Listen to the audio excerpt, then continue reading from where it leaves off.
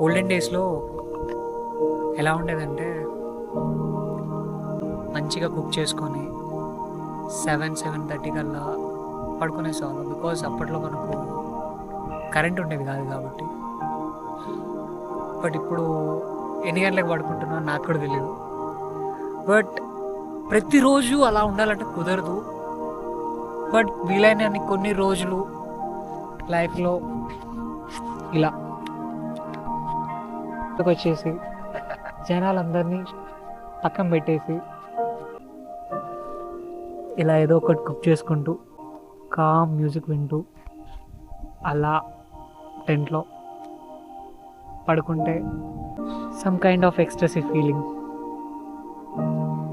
ఎందుకంటే లైఫ్‌లో మనమే థింగ్స్ అన్నిటిని చాలా కాంప్లికేట్ చేసేసాం.